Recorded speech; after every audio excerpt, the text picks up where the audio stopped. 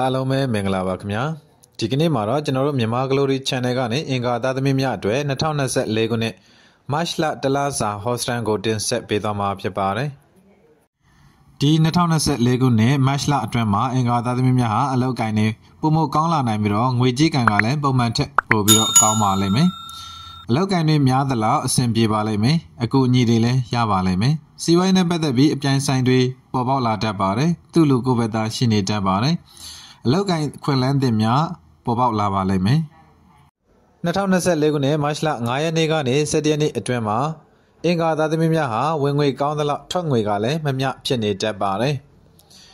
လုပ်ငန်းခွင်အတွင်းမှာစကားပြောဆိုအဆင်မပြေမှုကြောင့်အပေါင်းအသင်းဆက်ဆံရေးပြပြတတ်ပါတယ်အဲ့ဒီရက်တွေအတွင်းမှာအိမ်ချမ်းမြေလုပ်ငန်းလုပ်ကိုင်နေသူများအနေနဲ့အုပ်ချုပ်ရေးဥပဒေနဲ့အချင်းများတတ်ပါတယ်2024ခုနှစ်မတ်လ12ရက်ကနေ25ရက်အတွင်းမှာငွေကန်အလွန်မှကောင်းပါတယ်ဝင်ငွေတွေအများအပြားဝင်ပါလိမ့်မယ်ရတနာပစ္စည်းများလည်းလက်ဆောင်ရတတ်ပါတယ်ငွေအထုတ်ထည်နဲ့ဝင်ငွေရှိပါတယ်အလူတန်းကိစ္စများလည်းပေါ်ပေါက်လာပါလိမ့်မယ်ငွေကြီးပိုင်းဆိုင်ရာရလဒ်ကောင်းတွေမြင်တွေ့ရပွဲရှိပါတယ်မိကောင်းဆွေကောင်းတွေရဲ့အကူအညီလည်းရပါလိမ့်မယ်ရေရှည်ရင်းနှီးမြှုပ်နှံမှုအစီအစဉ်တွေကလည်းစတင်နိုင်ပါတယ်ဒါပေမဲ့လို့ကျမ်းမာရေးကတော့အထူးဂရုစိုက်ရမယ့်ကာလဖြစ်ပါတယ်ဒီမတ်လ26ရက်နေ့ကနေ30ရက်အတွင်းဟာအင်္ဂါသားသမီးများအနေနဲ့လူမှုရေးနဲ့ပတ်သက်ပြီးသူများကိစ္စများမှာဝင်ပါတတ်တဲ့အတွက်ကြောင့်အမှုခင်းများနဲ့ရင်ဆိုင်ရတတ်ပါတယ်ဒါကြောင့်မလို့လူမှုရေးကိစ္စတွေမှာမိတ်ဆွေပေါင်းသင်းများနဲ့သတိထားပြီးတော့ပြည်လဲအောင်ပေါင်းသင်းဆက်ဆံမှာမိမိအိမ်မှာအိုးခွဲပကံခွဲစက်ပြက်များရှိမယ်ဆိုရင်မထားပါနဲ့ဆွန့်ပစ်ပါစီးပွားရေးဒီမတ်လအတွင်းမှာအင်္ဂါသားသမီးများအနေနဲ့စီးပွားရေးလုပ်ငန်းများလုပ်ကိုင်မယ်ဆိုရင်အထည်လိပ်လုပ်ငန်းဖက်ရှင်အလှကုန်အလှပြင်ဆိုင်စတဲ့အလုပ်တွေမှာအကျိုးဖြစ်ထွန်းနေပါလိမ့်မယ်စူးစမ်းရှာဖွေလေ့လာခြင်းလုပ်ငန်းများဖုန်းနဲ့ဆက်ဆက်ပစ္စည်းများရောင်းဝယ်ခြင်းလုပ်ငန်းများအကျိုးပေးပါလိမ့်မယ်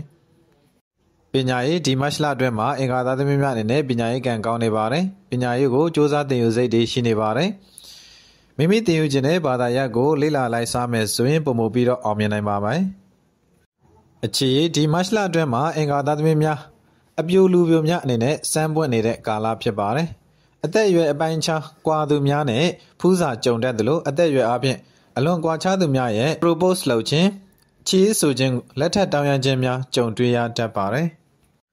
အထူးအပြင်တော့အသက်16နှစ်ကနေ23နှစ်အရွယ်ရှိတဲ့အင်္ဂါသားသမီးများဟာအခြေရေးမှာ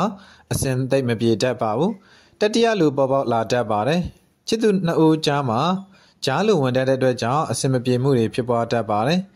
သစ္စာဖောက်ခံရတာဂုံးတိုက်ခံရတာတွေကြောင့်တန်ရုံးစင်တွေပြတ်တောက်ပြီးတော့လမ်းခွဲရကိန်းရှိပါတယ်အိမ်တော်ရှင်အင်္ဂါသားသမီးများအနေနဲ့လည်းပဲမိမိတို့အိမ်တော်ရေးကိစ္စမှာကြားလူဝင်ရောက်နှောက်ယှက်တတ်တဲ့အတွက်ကြောင့်လက်တွဲပေါ်နဲ့အချင်းများတတ်ပါတယ်ဆွေးနွေးညှိနှိုင်းပြီးတော့ချစ်ချင်းမေတ္တာအပြင်အစဉ်ပြေဖို့ရန်ဆောင်ရွက်ပါလို့အကြံပြုပါရစေခင်ဗျာကျမ်းမာရေးအနေနဲ့ကတော့ဒီမတ်လအတွင်းမှာအင်္ဂါသားသမီးများဟာကိုယ်လက်နာခြင်းကြိုက်ခဲခြင်းခြေစစ်ဒုစစ်များညောင်းညကြိုက်ခဲခြင်းအရင်ကဖြစ်ခဲ့မှုတဲ့ယောဂဝေဒနာဟောင်းများပြန်လည်ပေါ်ပေါက်လာတဲ့ခြင်းစတဲ့ယောဂဝေဒနာများဖြစ်ပွားလာတတ်ပါတယ်ဒါကြောင့်မို့အထူးဂရုစိုက်ရမယ့်ကာလဖြစ်ပါတယ်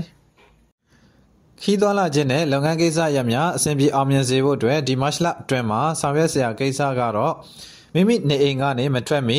အလင်းတန်းတစ်ခုကိုကြည့်ပြီးတော့မှသွားပါ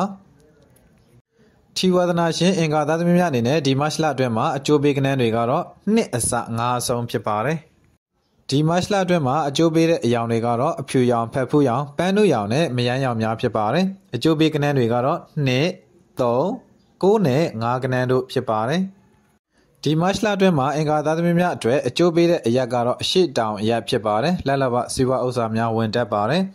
အကျိုးမပေးတဲ့အရက်ကတော့အနောင်မြောက်အရက်ဖြစ်ပါတယ်အစိုးညံ့နေပြေးပြောက်ပြီးတော့ကောင်းကင်တွေရောက်လာစေဖို့အတွက်ရေရရာအနေနဲ့ကတော့အဝိစားသစ်များကိုဝစ်ဆင်ပြီးတော့မိမိအိမ်မှာရှိတဲ့မြတ်စွာဘုရားရှင်အားထိုးမုံလားမုံမြတ်စွာဘုရားရှင်ကိုလှူဒန်းပူဇော်ပေးပါဇေတီပထိုးဘုရားကျောင်းကန်တွေမှာတပြည့်စည်းလဲတဲ့ကုသိုလ်ယူပေးပါမိမိအိမ်မှာအိုးခွဲပကံခွဲစက်ပြက်များရှိပင်ဆိုရင်ဆွန့်ပစ်ပါ